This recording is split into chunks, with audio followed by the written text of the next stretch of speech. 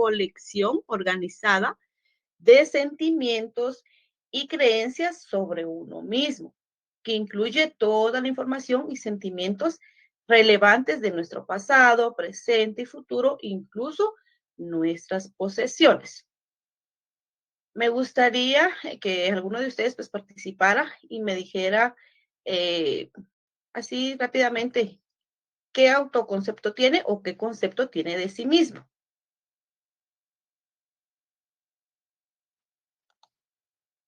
Compañeros o compañeras, alguien que quiera opinar, si no continuamos. Bueno, vamos a continuar. Me gustaría que le pongamos atención al self y al autoconcepto. Ya dijimos, ¿verdad? Que el self es el centro del universo social de cada persona, ¿verdad? Es decir, su identidad o autoconcepto.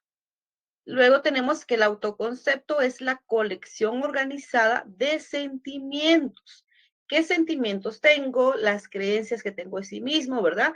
Esto también va a incluir toda la información y sentimientos relevantes, mi pasado, mi presente, mi futuro, incluso nuestras posesiones. Entonces, el autoconcepto es lo que yo creo de mí mismo, ¿verdad? Lo que creo de sí y lo que me permite también, en este caso, pues, identificarme o tener una relación con las demás personas, ¿verdad? Por eso decía, el autoconcepto, o también llamado self, se podría definir también como un sistema de ideas o significados que aflora de la relación que tiene el sujeto con su ambiente. Entonces, tenemos nosotros acá relación, nosotros, ¿verdad? Como seres humanos, relación con nuestro entorno. ¿Cómo influye nuestro entorno?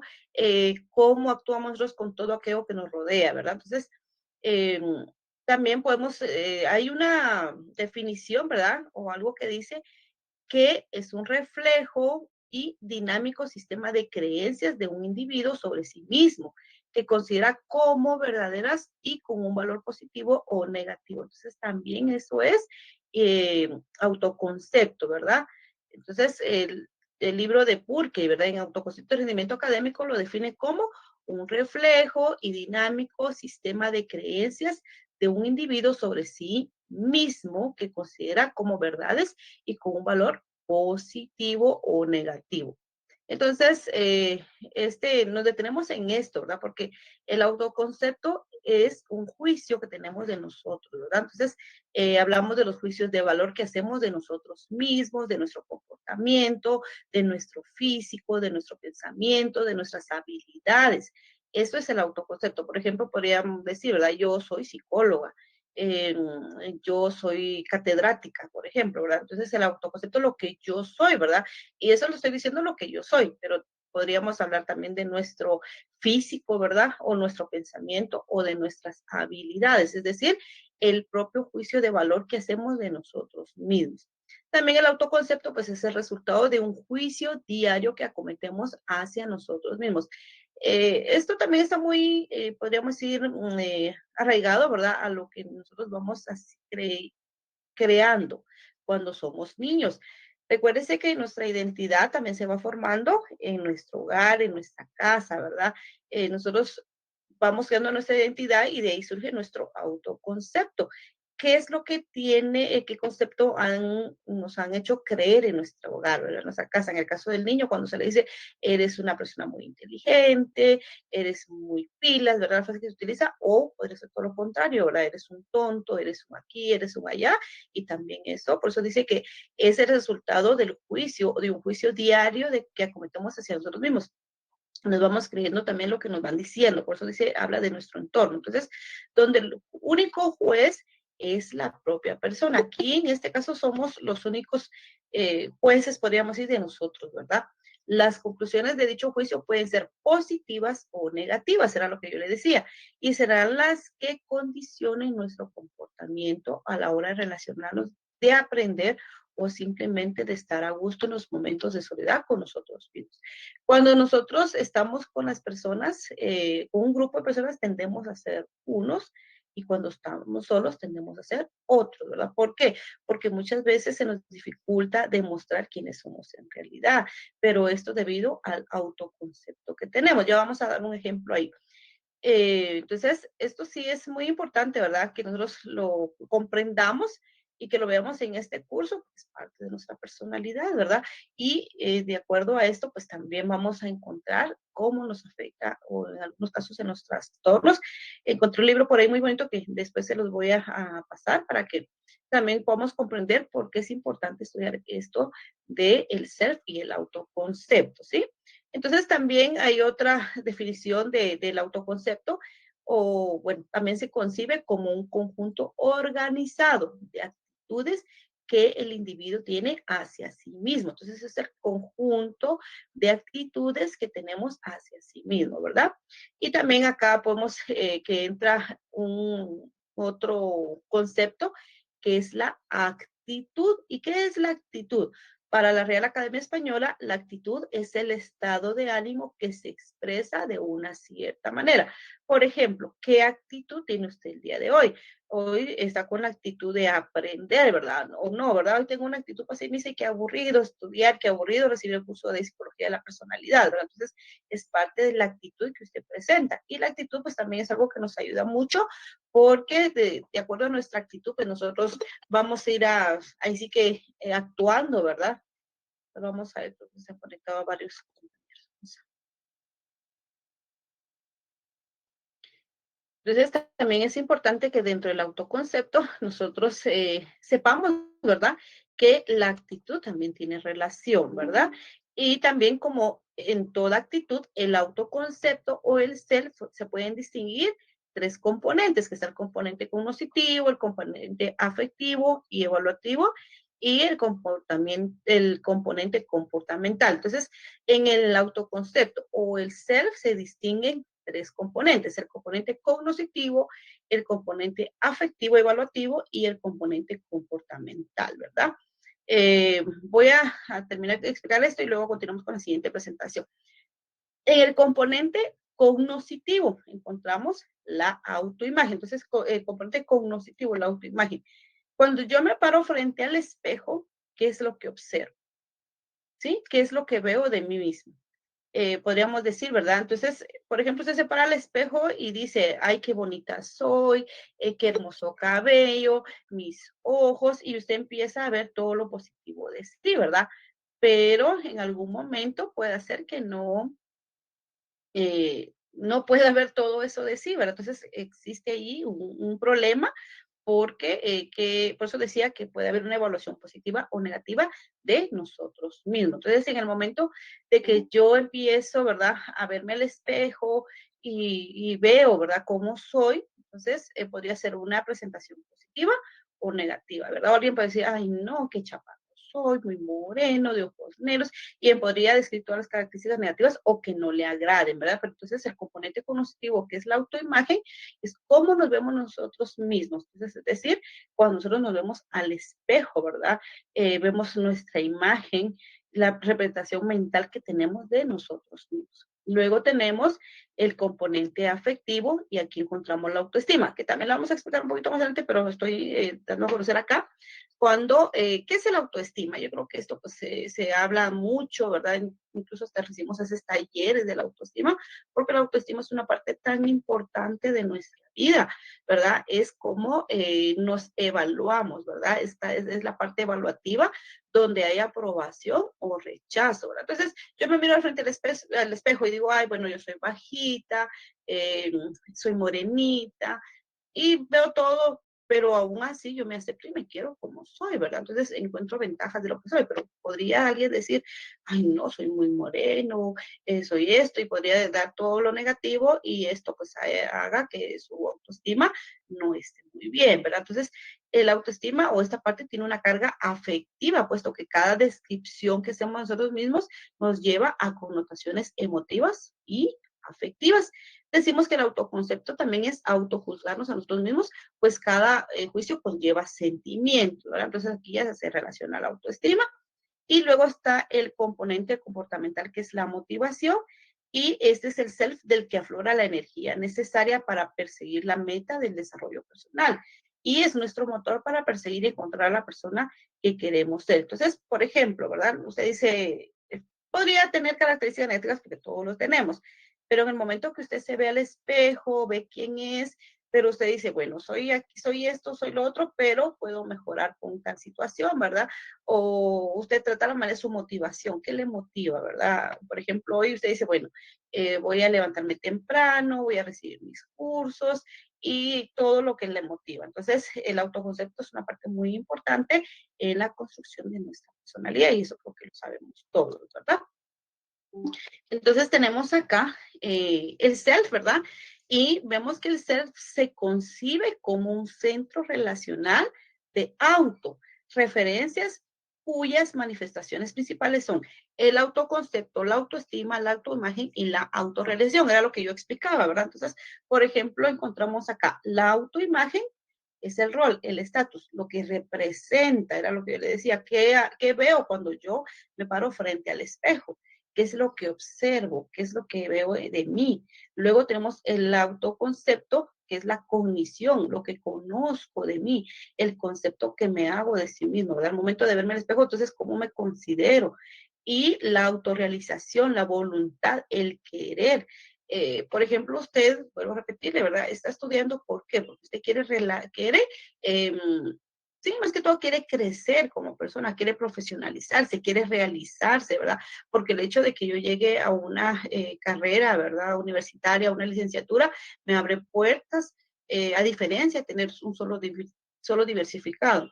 La universidad pues me ayuda a conseguir un mejor empleo, o qué sé yo, ¿verdad? Todo lo que conlleva. Entonces, la autorrealización. Si yo tengo un mejor empleo, pues me voy a tener dar una mejor calidad de vida, puedo darme mis gustos, a diferencia que si solo me quedo en el lugar donde estoy, ¿verdad? Aunque algunas personas, pues, probablemente tengan un buen trabajo, aunque no tengan un nivel universitario, ¿verdad? Pero aún así necesitan realizarse, ¿verdad? Entonces, cada día buscan más. Podemos ahí sí que pensar en muchas cosas que me autorrealice. Y hago la pregunta, ¿verdad? ¿De qué manera puedo yo autorrealizarme? Si alguien me puede dar una respuesta, compañeros. ¿Alguien que quiera opinar? Aquí, te digo, buenos días, licenciada. Buen día, Renata. Tal vez autorrealizarme, además de lo que dice usted, licenciada, de estudiar una carrera, después sacar un técnico, una maestría y abrir uno su propio negocio. Exacto. Entonces, eso es lo que nos permite a nosotros autorrealizarme, ¿verdad? No podemos comparar porque por ejemplo, yo podría decir, ¿verdad? Estudiar una maestría es mi autorrealización. Alguien podría decir, no, ¿verdad? Alguien podría decir, pero me autorrealizo comprando lo que quiero o abriendo un negocio, ¿verdad? Eso también. Entonces, es nuestra voluntad, el querer hacer algo, ¿verdad? Muy bien. Y el autoestima, que es algo que hemos estado hablando y que es algo muy importante en nuestro diario vivir, ¿verdad? Si nosotros no tenemos una autoestima estable, esto nos provoca muchos problemas, ¿verdad? Entonces, la autoestima es la emoción, el sentir lo que yo siento hacia sí mismo, ¿verdad? Me estimo. Entonces, ¿qué pasa cuando yo tengo una buena autoestima? Y todo va de la mano, porque cuando yo tengo una buena autoestima, entonces yo me esmero en sí mismo, me aprecio, busco lo mejor para mí, todo, ¿verdad? Lo que me haga bien, pues yo lo voy a buscar. Pero ¿qué pasa si yo no tengo una buena autoestima? Definitivamente no voy a hacer eso. Entonces, ¿qué va a pasar?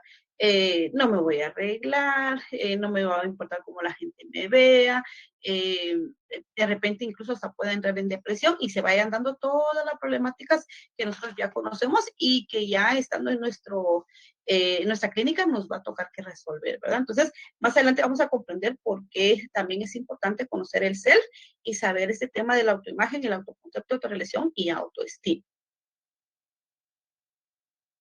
Encontramos también algo acá que son los componentes del autoconcepto. Y encontramos entonces los intereses y las actividades. Entonces, recordemos que estamos hablando todo lo del autoconcepto, ¿verdad? El self. Y acá tenemos los componentes. Dentro de los componentes encontramos los intereses y las actividades.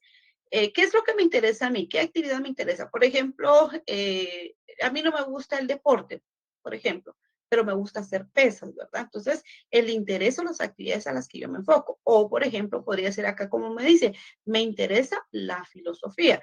A alguien le podría interesar la música, a alguien le interesaría la tecnología, ¿verdad? Entonces, todos los intereses y actividades. Entonces, luego tenemos las características adscritas. Entonces, eso significa, ¿verdad? ¿Quién soy yo? Por ejemplo, yo, ¿verdad? Soy Judith, como dice acá, soy Nancy, soy Carmen, soy Carlos, soy Pedro, ¿sí? ¿Quién soy, verdad?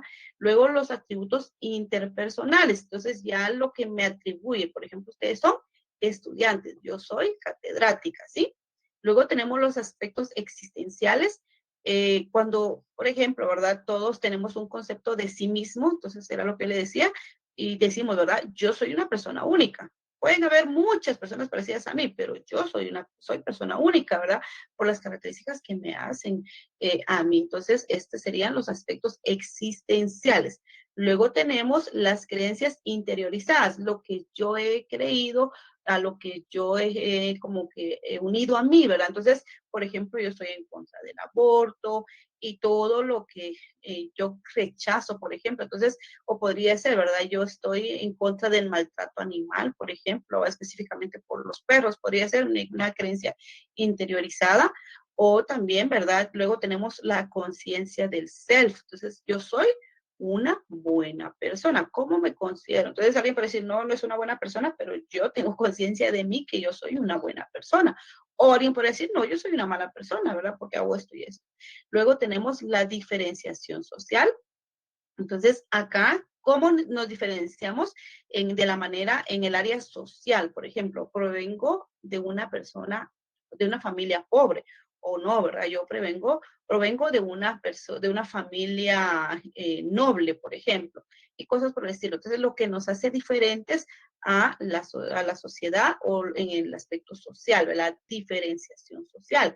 Y luego la autodeterminación, lo que yo soy. Por ejemplo, alguien puede decir, yo soy católica, yo soy cristiana evangélica, yo soy mormón o qué sé yo, ¿verdad? Lo que lo autodetermina. Entonces, estos son los componentes del autoconcepto. Y como les decía, ¿verdad? Es importante que nosotros veamos acá todo lo que se refiere al autoconcepto o al self, porque esto nos va a ayudar a comprender también a la persona. Si nosotros no tenemos un conocimiento, ¿verdad? De los componentes del autoconcepto, no logramos comprender a la persona. Primero tenemos que comprendernos a nosotros mismos, encontrarnos a sí mismos para poder ayudar a otras personas a encontrarse. ¿Cómo pretendo como psicólogo, ¿verdad? Ayudar a alguien si ni siquiera yo me puedo ayudar? Y esto es algo que muchas veces los psicólogos somos juzgados, ¿verdad? No somos perfectos definitivamente porque no somos perfectos, pero a veces nos juzgan porque si ni con tu vida puedes, vas a poder con la vida de los demás, ¿verdad? Entonces, son conceptos negativos que a veces nos hacen, pero definitivamente somos seres humanos y igual, ¿verdad? Tenemos sentimientos y tenemos los mismos componentes, como podemos ver acá. Entonces, es un poquito más complicado porque tenemos que nosotros dominar todo esto y nosotros mismos para poder brindar la ayuda a alguien más. Por eso es de que muchas veces se dice, ¿verdad? Que nosotros tenemos que buscar ayuda psicológica, tener también un tratamiento para sanar todas nuestras heridas y luego pues poder brindar ayuda, porque lo contrario nos vamos a encontrar con varias situaciones, incluso pues acá ya entran los mecanismos de defensa, ahora que tienen relación, y luego pues no vamos a poder brindar una ayuda adecuada porque nosotros también vamos a tener problemas. Entonces, por eso es importante comprender el autoconcepto o el self, como lo vemos de esta manera. Luego encontramos el autoesquema y el autoesquema nos dice que es suma de todo lo que se sabe, lo que sabe una persona y de todo lo que puede imaginar sobre sí misma.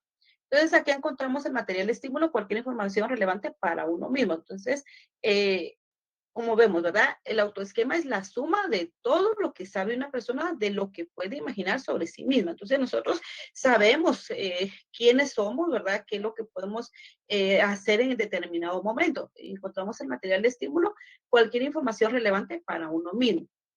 Encontramos el proceso elaborativo, emplea más tiempo pensando en términos relevantes, conectando el nuevo material con información ya existente en la memoria. Entonces, nosotros tenemos un concepto de nosotros, ¿verdad?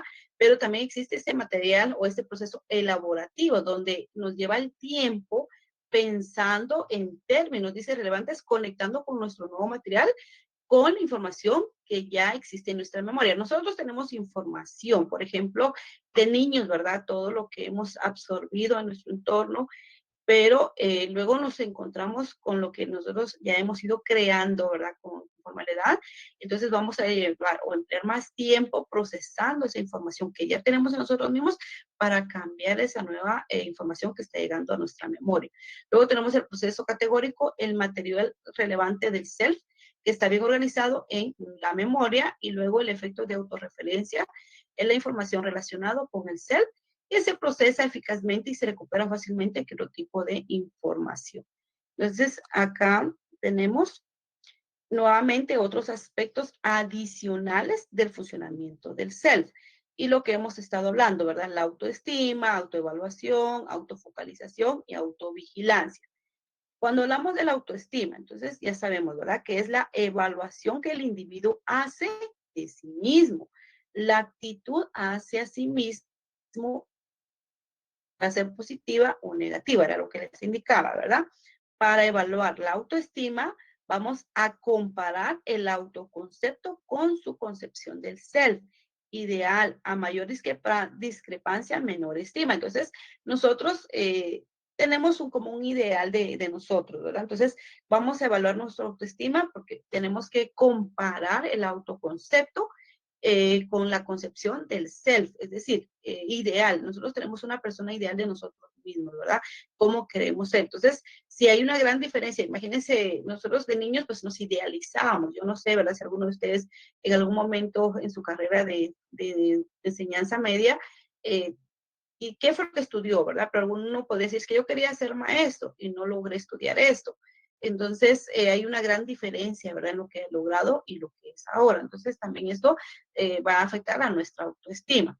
La autoevaluación, por ejemplo, la autovaloración, la búsqueda de un autoconocimiento preciso, positivo y negativo. El concepto, la autovaloración, el valor que nos damos a nosotros mismos. Por eso dice búsqueda de un autoconocimiento preciso, positivo o negativo. Luego tenemos la autosuperación, búsqueda de un autoconocimiento favorable. Nos que es auto, es a sí mismo, ¿verdad? Nos evaluamos a sí mismos, nos damos un valor a sí mismo, ¿verdad? O la superación hacia sí mismo. Entonces, auto es hacia sí mismo. Entonces, autovaloración, autosuperación. Y luego la autoverificación, que busca un autoconcepto que sea verdadero. Luego tenemos la autofocalización, que es el acto de dirigir la atención hacia uno mismo mismo más que hacia el entorno. Entonces, nuestro entorno es grande, nosotros nos relacionamos con nuestra familia, ¿verdad? Que es nuestro principal, ahí sí que lo que nos afecta más, podríamos decir, pero luego tenemos en la escuela, en la iglesia, todo lo que nos rodea, ¿verdad? Entonces, pero nosotros como nos autofocalizamos, es decir, dirigimos esa atención hacia nosotros mismos más a lo que está en nuestro entorno. Esto es muy importante. Yo ayer hablaba de este tema con el grado que tengo, ¿verdad? Que atiendo en este caso con mis compañeros maestros, y veíamos que el entorno de los alumnos es demasiado tóxico, por decirlo de esta manera, ¿verdad? Con familias, ahí sí que hay maltrato familiar, alcoholismo y muchas situaciones. ¿Cómo un chico de 16, 17 años va a poder sobresalir en ese ambiente, ¿verdad? ¿Cómo va a tener una buena autoestima cuando el ambiente donde vive es pésimo? Por ejemplo, alguien decía, porque estamos en el tema de seminario, y hacían el comentario, ¿verdad? Que llegó un padre de familia ebrio, por decirlo así de esta manera, a ver a su hijo. Entonces, ¿cómo como chico, ¿verdad? Un jovencito de 17 años se siente al ver que llega el padre de familia a verlo en esa condición. Entonces, qué bonito, ¿verdad? Porque se acuerda de su hijo y llegó, pero vamos a la condición en la que estaba. Entonces, todo esto, ¿verdad? ¿Cómo afecta en sí a nuestro autoconcepto? Entonces, algo muy importante, nuestro entorno influye mucho, ¿verdad? En lo que nosotros somos ahora. Por eso la autofocalización, el acto de dirigir la atención hacia uno mismo más que al entorno que me rodea. También se asocia a la memoria, a la cognición, se requiere de un recuerdo de los aspectos relevantes del pasado y del presente.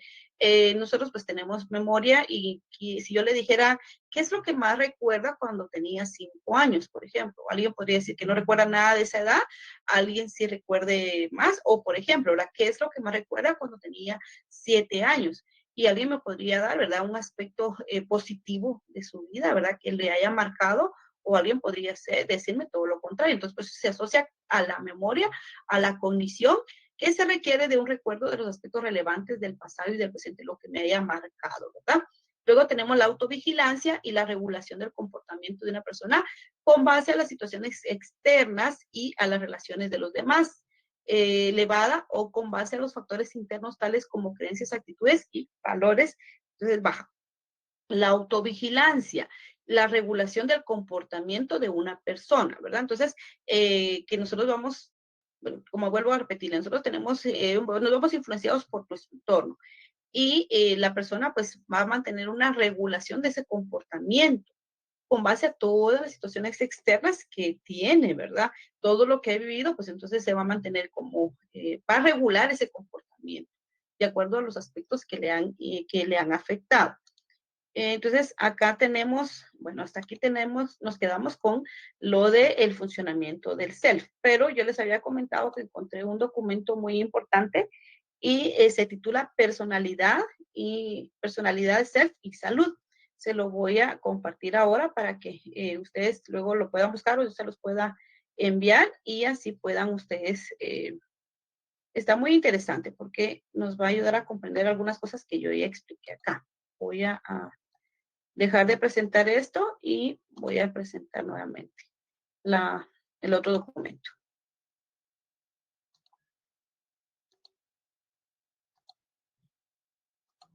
Ok, entonces tenemos acá. Este es el documento que les decía, ¿verdad? Que encontré acá en el internet, que se llama Personalidad, Self y Salud, y acá tenemos autoconcepto en los trastornos de personalidad. Entonces, acá es lo que nos interesa a nosotros, ver este tema, lo que nos interesa a nosotros, porque sí afecta, ¿verdad? El autoconcepto en los trastornos de personalidad. Entonces, vamos a leer rápidamente porque ya tenemos, bueno, 15 minutos todavía. Entonces, el autoconcepto en los trastornos de personalidad. Dentro del sí mismo, el autoconcepto y la autoestima son variables que han de tenerse en cuenta para una mejor comprensión de los procesos psicopatológicos y de la dimensión salud-patología. En la personalidad sana o saludable, la persona tiene un grado de autoestima que le proporciona satisfacción personal, se siente a gusto consigo misma y además se encuentra integrada en la sociedad en la que vive. Entonces, imagínense esto que nos están indicando acá. Si nosotros tenemos una personalidad sana o saludable, ¿verdad? Entonces, esto tiene relación con el grado de autoestima que tenemos. Si nosotros nos sentimos bien con nosotros mismos, nos sentimos a gusto, va a ser mucho más fácil relacionarnos con las demás personas. Y nuestra integración pues va a ser muy fácil, ¿verdad? Vamos a vivir bien, pero ¿qué pasa cuando esto es todo lo contrario? Entonces vemos acá. Este doble aspecto es importante, pues un sujeto puede presentar alta autoestima, pero no adecuada a la realidad. Entonces ya encontramos que hay una psicosis maníaca o incluso expensas del medio social, ya encontramos una psicopatía. A veces hay una hiperadaptación al ambiente y a las personas que lo integran en detrimento de un bienestar y dignidad personal, anulando cualquier sentimiento básico de confianza en uno mismo y autoestima. Entonces aquí encontramos un trastorno masoquista de la personalidad.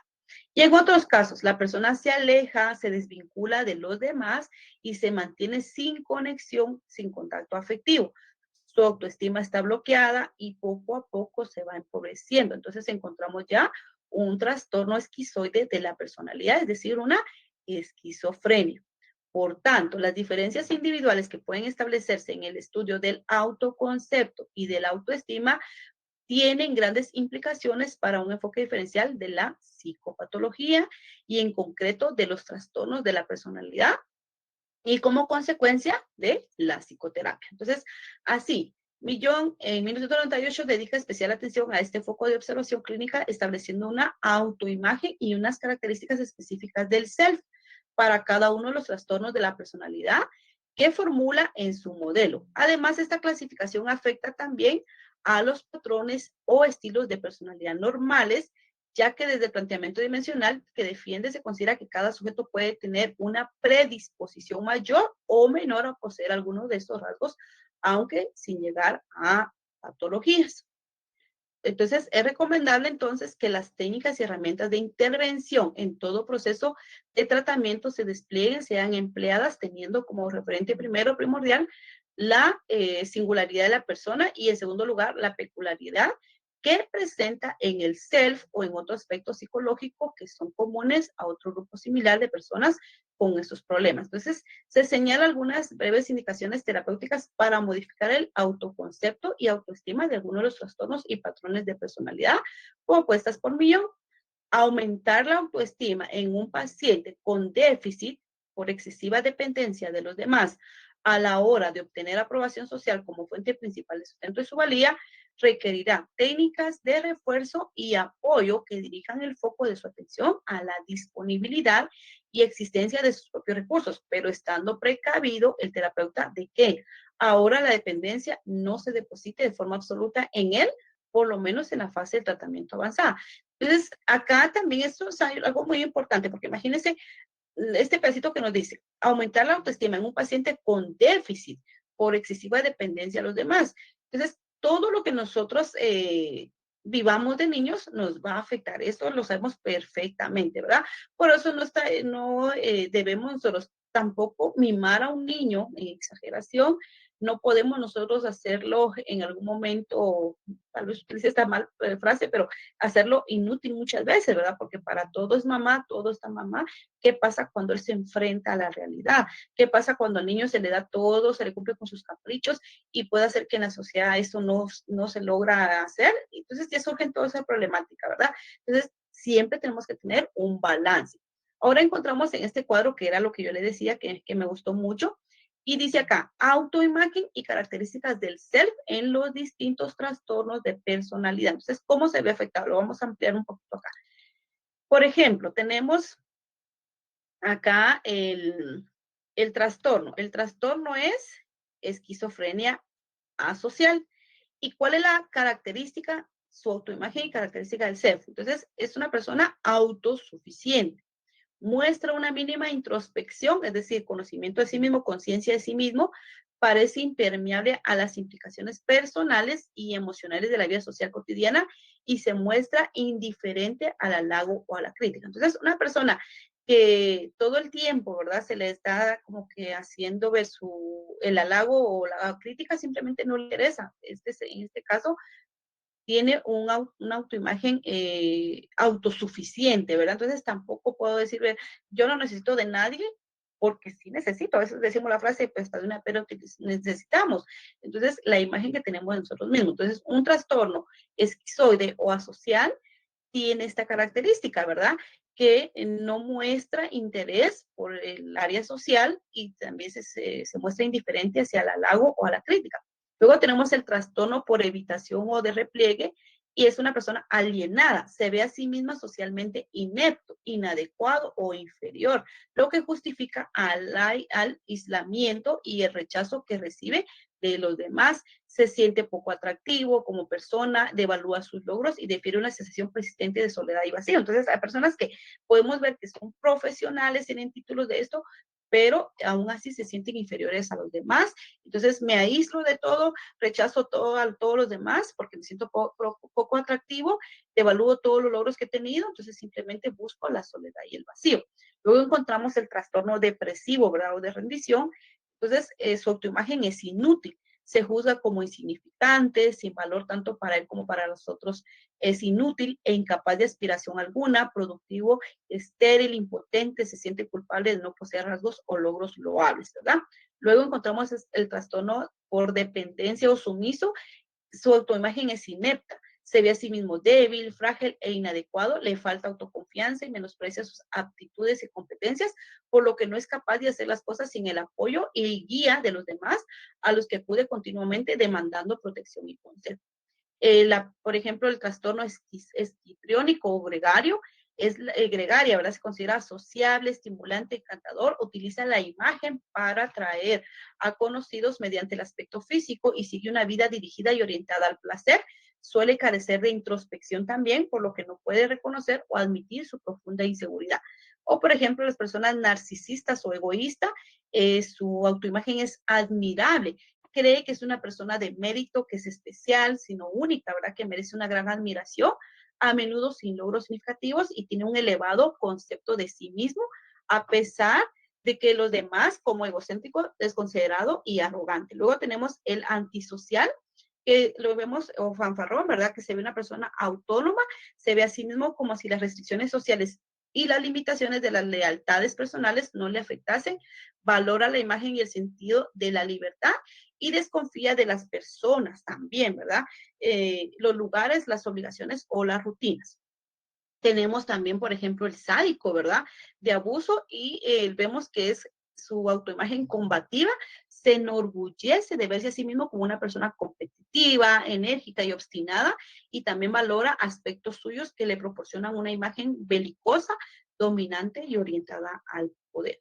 La persona compulsiva, por ejemplo, el trastorno compulsivo de conformismo, su autoimagen es escrupulosa, se considera entregado al trabajo, digno de confianza, meticuloso y eficiente, excluyente claramente las actividades de ocio, teme el error y valora en exceso los aspectos de sí mismo que se relacionan con la disciplina, la perfección y la prudencia. Luego tenemos el negativista, que su autoimagen es descontenta. Tenemos también al masoquista, que es su autoimagen desmerecedora, el esquizotípico, ¿verdad? O excéntrico, que vemos su autoimagen enajenada, la personalidad al límite, por ejemplo, e inestable, que encontramos también que tiene autoimagen insegura, el paranoide, ¿verdad? Que tiene una característica o autoimagen inviolable, es decir, que tiene ideas persistentes de autorreferencia, considera acontecimientos completamente neutros como personalmente despectivos y provocadores. Es reacio a confiar en los demás y experimenta intensos temores de perder la identidad y el estatus. Y así encontramos todas los trastornos, ¿verdad? Que encontramos acá, se dan cuenta, trastorno y el patrón que genera. Y vemos acá la autoimagen y la característica del self. Entonces, es importante que veamos el tema del self definitivamente, ¿verdad? Porque de esto pues se va a generar todos los trastornos que estamos viendo acá. Y quisiera pues seguir leyéndoles este folletito, pero definitivamente pues no tenemos tiempo, nos falta un tema todavía, que vamos a dejar de presentar esto y continuamos con nuestra presentación. No sé si estamos bien hasta acá, compañeros. Sí, todo claro. Gracias. Bueno, ahora pasamos a este tema.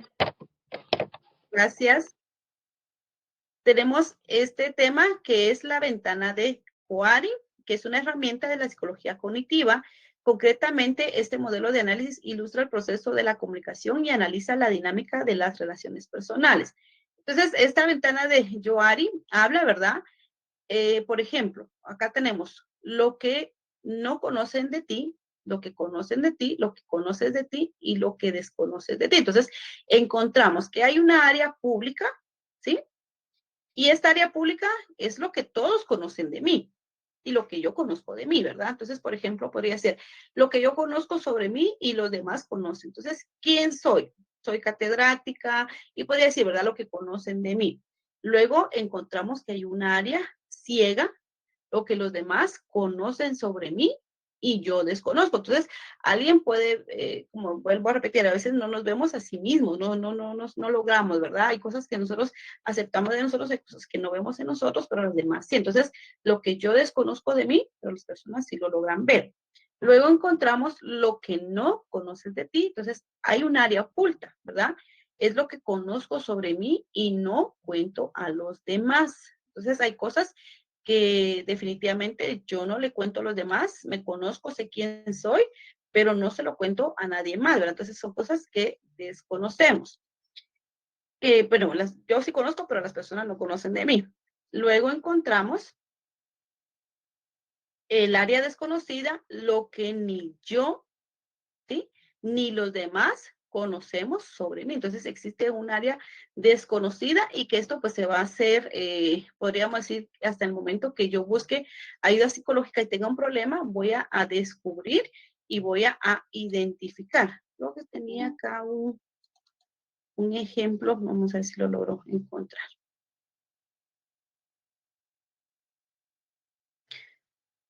Aquí está, vamos a ver. Voy a dejar de presentar esto y voy a presentarles la otra ventanita. Créanme ustedes que uno va corriendo con el tiempo. Espero que logren captar lo que... Bueno, entonces tenemos acá, por ejemplo, personaje 1, dice, un tipo graciosete que en realidad no es tan gracioso. Entonces, lo que los demás conocen del personaje 1, estamos hablando del personaje 1, ¿sí? Entonces, por ejemplo, lo que el personaje 1 conoce de sí mismo en su área libre, es simpático y hablador, siempre busca hacerse amigos de todo el mundo, le gusta contar chistes soeces y hacer bromas pesadas, le gusta rodearse de gente y salir por ahí de fiesta. Lo que el personaje 1 desconoce de sí mismo, área ciega, se cree muy válido en la empresa, pero en realidad es perezoso y todo lo sabe. Cree que es un tipo interesante, pero mucha gente aguanta sus charlas con pena y se cree muy gracioso, pero a la mayoría no le hacen gracia sus bromas, ¿sí? Luego tenemos lo que los demás desconocen del personaje 1, ¿verdad? Su área oculta. No puede soportar estar solo porque siente tristeza. Cuando está solo, le habla a su gato, pero no lo ha dicho a nadie porque teme que lo tomen por loco. Y su área desconocida, a pesar de su aparente sentido del humor, algo que nadie, ni siquiera él sabe, es que tiene una mente de sádico homicida. Llegado el momento, secuestrará y ahora hará auténticas maldades a uno de sus compañeros de trabajo que nunca se ríe de sus chistes. Imagínense cómo, viéndolo ya con este ejemplo, pues es un poquito más claro cómo se maneja esta tablita, ¿verdad? De Yoari. Entonces, tenemos acá, dejo de presentar esto y presentamos nuestra presentación. Y así es como vemos este componente. Entonces, ya para terminar, tenemos acá nuestra serie de preguntas y dice qué es identidad social, qué es el self, qué es el autoesquema, cómo se evalúa la autoestima y cuáles son los 3 elementos de la autoevaluación. Entonces, compañeros, esto es todo por hoy. Que tengan un excelente día. Solo una observación. Yo creo que acá es donde están los compañeros que me comentaban que reciben clases los días, están inscritos en día domingo, pero necesitan, entonces si alguien me puede escribir al correo, se lo agradecería. Creo que acá fue la clase que me dijeron de que están inscritos en domingo, pero reciben clase en sábado y se les dificulta. Entonces me pueden escribir al correo el correo de acá, ¿verdad? Del curso. Entonces, compañeros, que tengan un excelente